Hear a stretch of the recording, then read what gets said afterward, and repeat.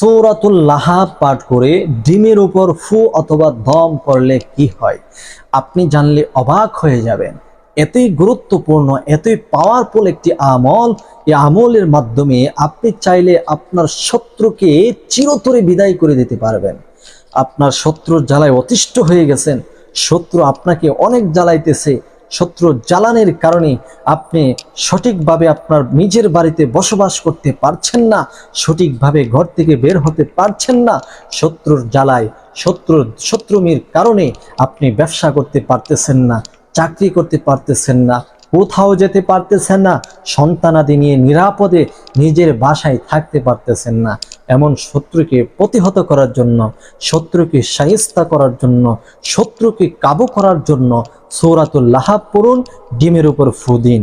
এরপরে ডিমটি কি করবেন সবকিছু আজকে জানার জন্য এই ভিডিওর প্রথম থেকে শেষ পর্যন্ত দেখার এবং শোনার অনুরোধ করছি। শুরু থেকে একটি আবেদন করছি, যারা এই চ্যানেলে নতুন আসছেন দয়া করে চ্যানেলটি এখনই সাবস্ক্রাইব করে ফেলুন, ভিডিওটি শেয়ার করে সবার মাঝে প্রচার করে দিন। আপনার একটা শেয়ারের মাধ্যমে অনেকের অনেক উপকার হবে, যা আপনার জানা থাকবে না। আপনার অজানাতে অনেক মানুষের উপকার আপনার হয়ে যাবে।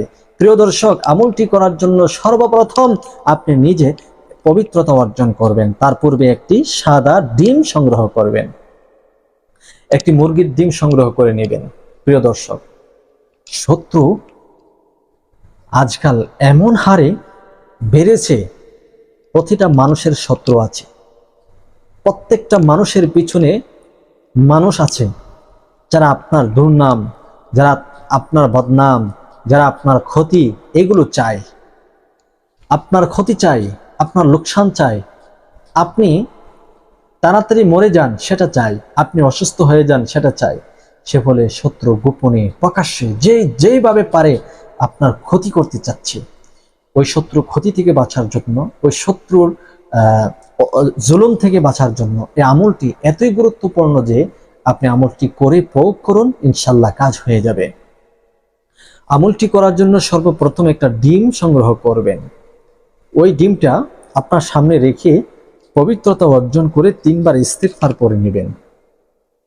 যেমন আস্তাগফিরুল্লাহ রাব্বি মিন কুল্লি যামবিন ওয়া আতুবু ইলাইহি, আস্তাগফিরুল্লাহ রাব্বি মিন কুল্লি যামবিন ওয়া আতুবু ইলাইহি, আস্তাগফিরুল্লাহ রাব্বি মিন কুল্লি যামবিন ওয়া আতুবু ইলাইহি।